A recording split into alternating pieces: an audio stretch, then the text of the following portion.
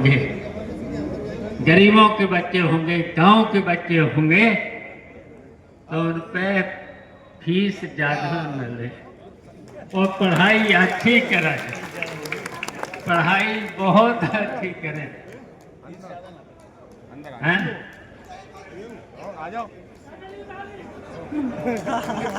हाँ, तो वो हमारी बात को मानेंगे, ये हमारी बात को मानेंगे।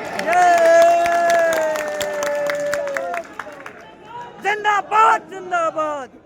देखिए, मैं इसलिए जरूरी है इन बच्चों को पढ़ाना,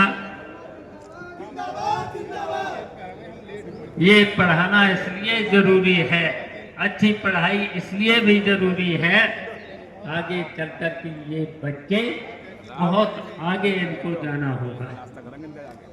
कोई कोई तो साइंटिस्ट बनेगा, कोई कोई प्रोफेसर बनेगा, तो इसलिए जड़ मजबूत होनी चाहिए। जड़ अगर कहीं कमजोर हो गई तो वो बच्चा आगे पढ़ाई में आगे नहीं जा सकता। इसलिए पढ़ाई पर बहुत जोर देना है, इसलिए हम भी इन पर जोर दे रहे हैं। विजेंद्र पर इसलिए जोर दे रहे हैं कि बच्चों की जड़ कमजोर न होने पाए, तभी बच्चे आगे निकलेंगे, डॉक्टर बनेंगे, कोई इंजीनियर बनेगा, कोई साइंटिस्ट बनेगा, तब नाम होगा, विजेंद्र के स्कूल का भी नाम होगा, और बच्चे जो आगे निकलेंगे इनके परिवार के लोगों का भी नाम होगा, और यहाँ तक कि जब IAS बनेगा, IPS बनेगा, तो इस क्षेत्र का, पूरे क्षेत्र का नाम होगा, और फिर IAS, IPS और DM, SP बनके ये लड़के फिर न्याय भी देने का काम करें। अभी न्याय नहीं मिल रहा है। अभी हम जानते हैं कि गांव के लोग, गरीब लोग, किसान हैं, मेहनत मजदूरी करने वाले लोग हैं, उनको न्याय नहीं मिल रहा है। जब गांव के लड़के आगे पढ़ेंगे, अभाव में रहते हुए जब पढ़ेंगे, तो उन्हें गांव की समस्याओं के, छोटे छोटे कस्बाओं की समस्याओं का ज्ञान होगा, तो फिर वो आगे बढ़ कर के जब जाएंगे तो गांव से लेकर, गरीब से लेकर के सबका ध्यान रखेंगे। ऐसी शिक्षा देना चाहिए। आपके जो टीचर हों, इसी तरीके की शिक्षा देना चाहिए, क्योंकि विद्यार्थियों का जीवन का निर्माण की शुरुआत यहीं से होती है। प्राइमरी स्कूल से होती है, जूनियर हाई स्कूल से होती है, उसके बाद हाई स्कूल इंटर में जाता है। तो इसलिए आपको बहुत ध्यान देना है, और इसलिए भी ध्यान देना है, अब बहुत कंपटीशन भी है। जब नौकरियों में जब पढ़ लिख करके जाते हैं तो बहुत कंपटीशन है, और कंपटीशन में वो ही लड़के आ पाते हैं जो पढ़ाई में अच्छे होते हैं। तो इसलिए जड़ बहुत मजबूत करना है विजेंद्र, जड़, बच्चों की जड़ बहुत मजबूत करना है। और हम यहाँ पर जो किसान हैं, गरीब हैं, गांव के लोग हैं, उनसे भी हम कहना चाहते हैं, बच्चों पर ध्यान जरूर देना, पढ़ाई इनकी कमजोर न होने पाए।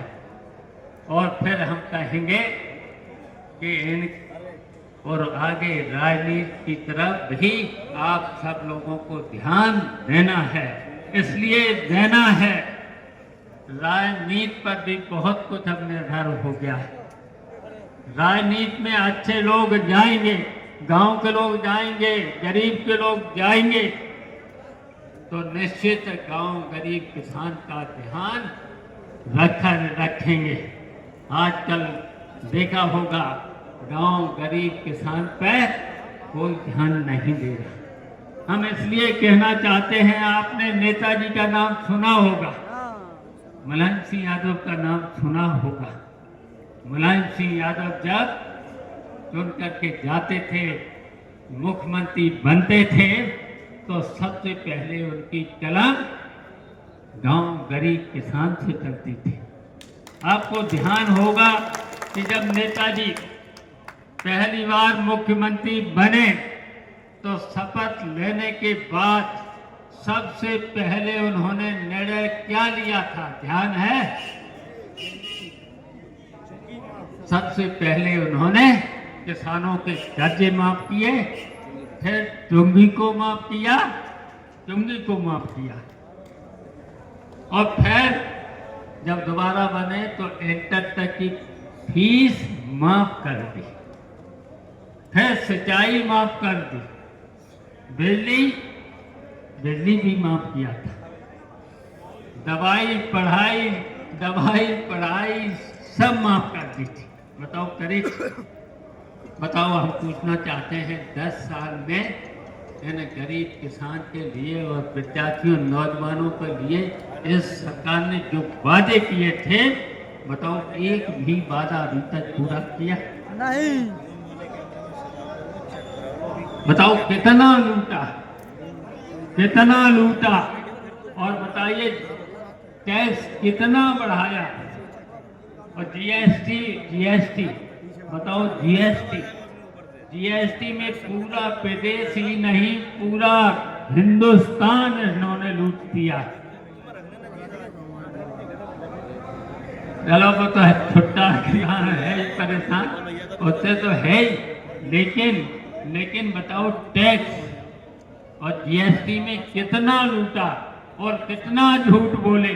उन्होंने कहा था कि एक कर लेंगे, बताओ जीएसटी में कितनी बार टैक्स, और कितना टैक्स, 28%, पहले 28% इन्होंने 9 साल में पूरी तरह से लूट लिया, अब कर दिया है 18%। जब पूरा देश और प्रदेश पूरा गरीब को लूट लिया है पूरी तरह से, और कितना टैक्स, अगर आप मोटरसाइकिल या कोई 4 पहिया का जीप और ये खरीदोगे तो कितनी बार टैक्स, बताओ जीएसटी के बाद रोड टैक्स के बाद रजिस्ट्रेशन कराओ तो टैक्स, फिर बीमा, बताओ इतना टैक्स, कितना टैक्स, तभी तो महंगाई बढ़ी। ये टैक्स की वजह से महंगाई कितनी बढ़ी, बताओ, लूट लिया। इसी तरीके से बिजली महंगी, कितनी बिजली महंगी, और बिजली से साथ साथ बताओ हम लोग तो झेल रहे हैं, इस सरकार को झेल रहे हैं, इतना टैक्स, अगर ज्यादा टैक्स लेना था तो 5% ले लो, 5% ले लो, अगर जोड़ो टैक्स, अगर आप जीएसटी में टैक्स जोड़ लो, पहले तो 28%, और फिर कितनी बार ये चीजें चली हैं।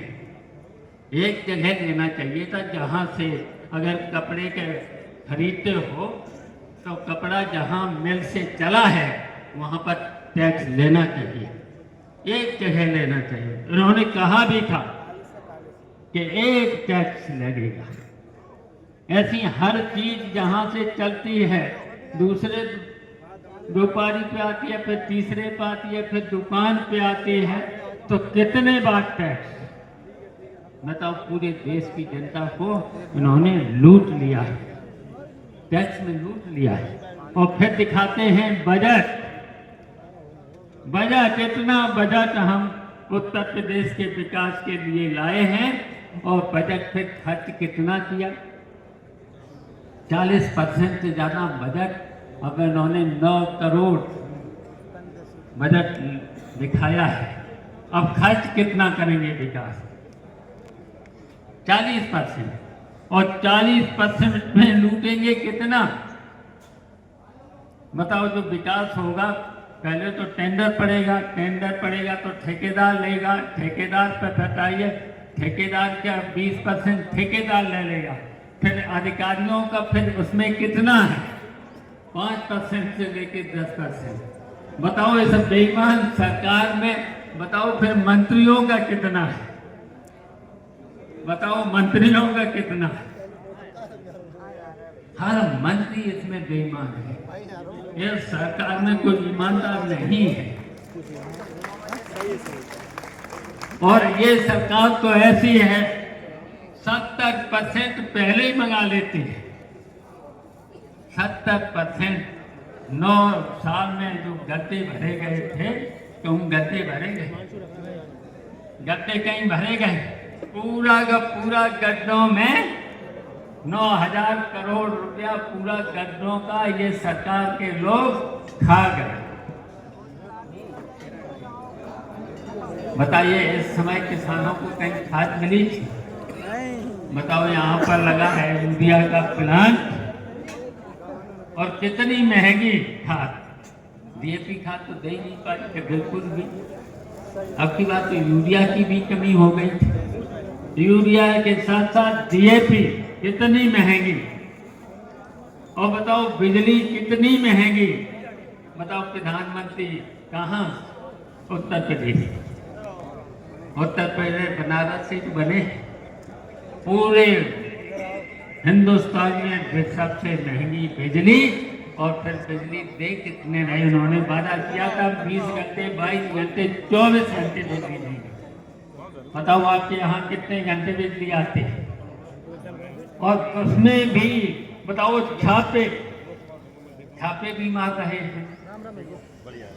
बताओ छापे मार रहे, और छापे मार करके या तो सेटिंग करो इंजीनियर लोगों से, जेई से लेकर